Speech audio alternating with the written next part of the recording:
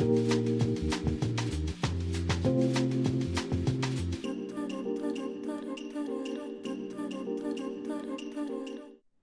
ritrovati a Sette Sera. Adesso parliamo veramente di attualità, parliamo di un fenomeno che è iniziato poco più di un mese fa ma che ancora continua a spaventare. Parliamo del terremoto che ha colpito l'Emilia, terremoto che sta cambiando la vita, la quotidianità di tantissimi italiani. Allora stasera cercheremo di capire cosa fare in una situazione di disagio del genere, quali professionisti possono essere d'aiuto, quali comportamenti vanno messi in atto e come possiamo essere d'aiuto anche tutti noi. Lo facciamo insieme alla Fondazione Patrizio Paoletti e quindi do il benvenuto a Marco Benini, pedagogista e responsabile dei progetti nazionali e internazionali della Fondazione Paoletti. Buonasera e benvenuto Marco. Buonasera.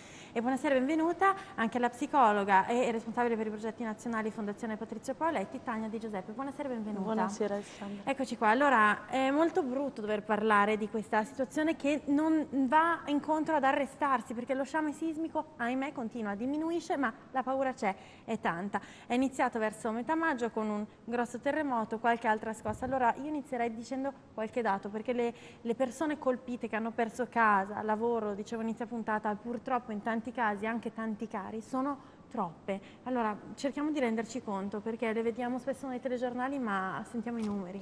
Sì, Alessandra, rendersi conto è proprio importante, perché il terremoto, oltre che ha colpito circa 1 milione di nostri connazionali, e 1 milione è davvero tanto, oltre alle vittime che sono pari a quelle del terremoto dell'Abruzzo, e quindi per noi è stato un evento veramente traumatico anche come nazione, come popolazione, ha coinvolto un'area piuttosto ampia e anche che si riteneva relativamente immune a questo tipo di eventi naturali. Sono stati coinvolti i comuni di Mirandola, San Felice, sul Panaro, finale dell'Emilia, Camposanto, tutta una zona in cui non ci si aspettava questo tipo di evento. Il terremoto è un evento che è esteriore ma poi diventa anche interiore, perché tocca tutta una serie di riferimenti che per noi sono costanti durante la nostra giornata, durante la nostra quotidianità, e ci priva di essi. Quindi dobbiamo pensare che questo 1 milione di persone, inclusi anziani e bambini, tutto d'un tratto si trovano o senza casa o senza attività lavorativa, e si trovano comunque in un forte stato di disagio, di paura e di ansia, perché questo sciame sismico di cui tu dicevi è ancora in atto. L'intensità è variata da 6,1 fino a 3 punti della scala Richter, e quindi avere sempre... La paura lì, le stimolazioni purtroppo sono costanti. Sono costanti, esatto, sono costanti, e non si può rimanere tranquilli. Questo stato di mancanza di tranquillità ovviamente paralizza tutto un tessuto economico, tutto un tessuto sociale e anche un tessuto educativo, che è quello di cui ci occupiamo più spesso. Certo, ecco, ti interrompo Marco, perché stasera parleremo proprio di questo, una particolare attenzione ai più piccoli, alle famiglie che devono gestire, oltre alla paura, oltre al fatto di non avere più case e lavori, anche il fatto di dover dire che cosa sta succedendo a dei piccoli che sono spaventati e si spaventano nel vedere il terrore negli occhi dei genitori, per cui vogliamo stare vicino a tutte le famiglie, ma anche tutti gli insegnanti che sono vicini ai piccolini. Per far questo vi do subito, poi ve lo spiegheremo meglio, ma vi do subito, vi faccio vedere il numero verde a cui tutte le persone che hanno bisogno di un aiuto per capire qual è il comportamento giusto da tenere possono chiamare e chiedere informazioni. Il numero è facilissimo: 800 85 84 40, un numero gratuito, un numero verde. Ecco, voi siete lì, potete dare una mano. Per vedere come, stasera parliamo di comportamenti, ecco, non facciamo una raccolta fondi a favore della popolazione, ma vogliamo veramente dire che si può essere lì fisicamente con un team di professionisti per far sì che da questa difficoltà si esca nel modo giusto, giusto? Ecco, allora un team di professionisti fatto di chi? Psicologi, pedagogisti, psicoterapeuti, perché è così necessaria la loro presenza? Cosa potete dire voi a queste persone che hanno bisogno? È importantissimo agire con un'equipe specializzata che possa soprattutto avere esperienza in questi casi di calamità naturali, proprio perché il tipo di intervento è specifico e il tipo di intervento va sostenuto da un'esperienza in questa direzione. Quello che noi vogliamo sottolineare, il contributo che abbiamo portato, è stato quello di dare una particolare attenzione all'azione pedagogica e quindi alla possibilità di sostenere le famiglie, i genitori, gli adulti, gli insegnanti nella possibilità di poter sostenere i propri bambini, che sono sicuramente i più deboli da questo punto di vista.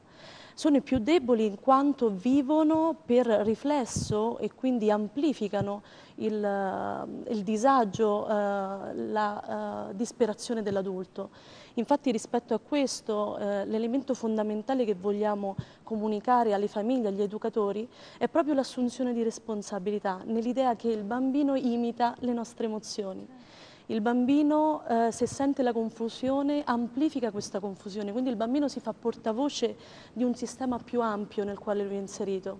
Ed è per questo che il sostegno pedagogico nell'emergenza è un sostegno all'adulto principalmente, sostenendolo in piccole azioni semplici, che alzano anche la sua attenzione e il suo livello d'ascolto nei confronti di se stesso e nei confronti del proprio bambino.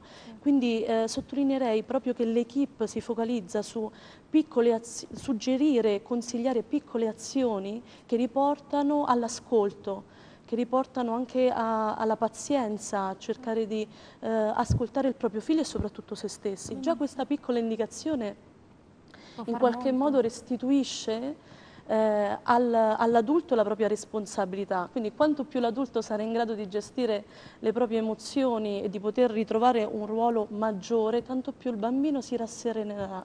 Questa è anche la scoperta che abbiamo avuto in questi giorni. E allora queste azioni, queste piccole grandi azioni, però le scopriremo bene fra poco parlandovi proprio di un vademecum che la Fondazione ha elaborato. Adesso però vorrei collegarmi a quello che hai detto tu un attimo fa, l'esperienza serve molto per un'equipe professionale. Allora io su questo vorrei veramente un po' insistere, perché voi siete stati presenti anche ad un'altra tragedia tutta italiana, quella che nel 2009 ha colpito l'Abruzzo. Chiederei qualche immagine giusto per ricordarci che il nostro paese ha già vissuto un momento così terrificante e siamo riusciti a superarlo, ecco, sempre grazie ai professionisti, per cui lo si può rifare, ecco. Sì, è stato fatto, si può rifare, l'esperienza conta moltissimo anche avere un team dietro poi al team che scende in campo. Infatti Fondazione Paoletti lavora con un comitato scientifico che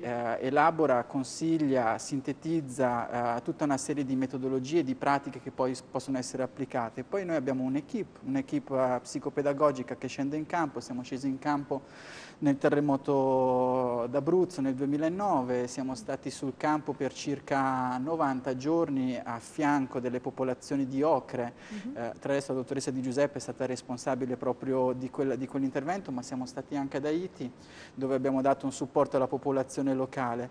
Ora noi crediamo che l'esperienza pedagogica, la ricerca pedagogica, psicopedagogica debba in qualche modo, attraverso lo sforzo di enti come il nostro, ma come tanti altri, quindi enti della società civile, arrivare, entrare proprio nella vita delle persone e sostenere le persone che hanno difficoltà in quel momento. Infatti noi sentiamo quando accadono queste cose un impulso irrefrenabile a partire, andare, dare una mano e donare quello che abbiamo raccolto in questi anni di esperienza. Ormai sono più di 12 anni che noi siamo sul campo e riteniamo doveroso restituire la fiducia che gli italiani ci hanno accordato anche attraverso il loro sostegno con azioni pratiche, concrete, vicine al territorio. E poi lo facciamo anche con altre istituzioni, la ricerca a monte che ci permette di produrre questi strumenti è una ricerca che noi svolgiamo con l'Università di Padova, con l'Università La Sapienza e anche con centri internazionali. Quindi noi cerchiamo proprio di prendere il meglio e di portarlo sul campo con un linguaggio semplice. Io e Tania spesso siamo le persone proprio che per prima andiamo sul campo quando avvengono quando mettiamo in campo questi progetti e sentiamo quanto è necessario sviluppare un linguaggio, una vicinanza alle persone, perché le persone che hanno paura e si sentono disorientate hanno bisogno anche semplicemente di avere qualcuno vicino. Condivisione, di empatia. Ecco, l'empatia può far tanto, se poi nell'empatia c'è anche il saper dare l'indicazione giusta, allora la strada per risalire è stata trovata. Allora questa strada per risalire ve la raccontiamo proprio subito dopo la pubblicità, parliamo di tutte le regole e i comportamenti più giusti soprattutto da tenere quando si hanno dei piccolini. Va bene, allora a tra pochissimo, state con noi.